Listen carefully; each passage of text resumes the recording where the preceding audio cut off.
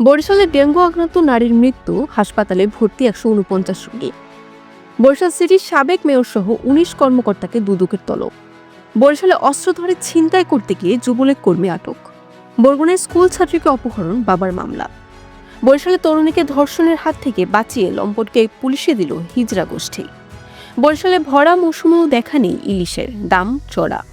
ঝালকাঠিতে জালিয়াতির মাধ্যমে টাকা আত্মসাৎ, সাবেক ব্যাংক কর্মকর্তার বিরুদ্ধে মামলা। কষ্টের ফসল অর্জন করলো বাংলাদেশ নারী ফুটবল দল। আসসালামু আলাইকুম। বরিশাল.নিউজ থেকে রাত ৯টার শীর্ষ সংবাদে আমি ফারহানা করিম তুলি। এতক্ষণ শুনলেন সংবাদ শিরোনাম, এখন বিস্তারিত। বরিশাল শেরেবাংলা মেডিকেল কলেজ হাসপাতালের চিকিৎসাধীন অবস্থায় ডেঙ্গুতে আক্রান্ত ঝুমুর নামে এক নারীর মৃত্যু হয়েছে। এছাড়াও গত ২৪ ঘন্টায় নতুন করে আরও ১৪৯ জন ডেঙ্গু আক্রান্ত হয়ে হাসপাতালে ভর্তি হয়েছেন।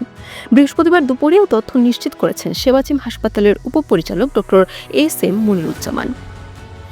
বরিশাল সিটি কর্পোরেশনের সাবেক মেয়র আবুল খায়ের আব্দুল্লাহ ওরফে খোকন শেরনিয়াবাদ ও প্রধান উচ্ছেদ কর্মকর্তা স্বপন কুমার দাস সহ ১৯ কর্মকর্তার ঘুষ, দুর্নীতি সহ অবৈধ সম্পদের খোঁজে নেমেছে দুর্নীতি দমন কমিশন।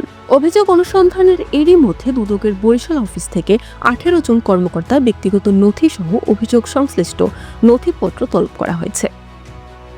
বরিশালের মুলাদীতে দেশীয় অস্ত্রের ভয় দেখিয়ে ছিনতাইকালে রাকিব মাল নামে এক যুবককে আটক করা হয়। বুধবার বেলা ১১টার দিকে উপজেলার শফিপুর ইউনিয়নের আমানতগঞ্জ বাজারে তাকে আটক করেন স্থানীয় ব্যবসায়ীরা। পরে তাকে পুলিশে সোপর্দ করা হয়। সপ্তম শ্রেণীতে পড়ুয়া স্কুল ছাত্রীকে অপহরণ ও ধর্ষণের অভিযোগে ৩ জনের বিরুদ্ধে বুধবার ট্রাইব্যুনালে মামলা করেছেন স্কুল ছাত্রীর বাবা। বরগুনা নারী ও শিশু নির্যাতন দমন ট্রাইব্যুনালের বিচারক ও জেলা জজ লাইলাতুল ফেরদৌস মামলাটি বরগুনা থানার ওসিকে এজাহারভুক্ত করার নির্দেশ দিয়েছেন। বরিশাল নগরীতে ধর্ষণের হাত থেকে এক তরুণীকে রক্ষা করেছেন তৃতীয় লিঙ্গের ব্যক্তিরা। সেই সঙ্গে ধর্ষণ চেষ্টাকারী লম্পট যুবক সোহেলকে মারধর করে পুলিশের সোপর্দ করেছেন তারা। মঙ্গলবার রাত ৯:৩০টার দিকে নগরীর ৯ নম্বর ওয়ার্ডস্থ রসুলপুর চরে এ ঘটনা ঘটে। চলছে ইলিশের ভরা মৌসুম, এরপরও বরিশালে কাঙ্ক্ষিত পরিমাণে ইলিশ মিলছে না।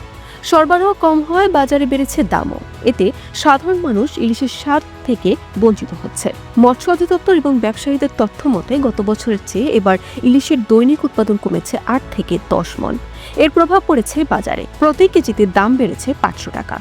প্রতারণা ও জালিয়াতির মাধ্যমে কাগজপত্র সৃজন করে গ্রাহকের নামে ঋণ মঞ্জুর করে তা আত্মসাতের ঘটনায় অগ্রণী ব্যাংকের ঝালকাঠির নলসিটি শাখার সাবেক কর্মকর্তা শরীফ মোহাম্মদ হেমায়েত উদ্দিনের বিরুদ্ধে আদালত মামলা হয়েছে।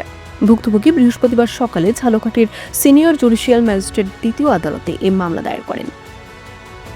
ইতিহাস গড়েছে বাংলাদেশ নারী ফুটবল দল। প্রথমবারের মতো এএসসি নারী এশিয়ান কাপের চূড়ান্ত পর্বে জায়গা করে নিয়েছে ঋতুপর্ণা চাকমাদের দল।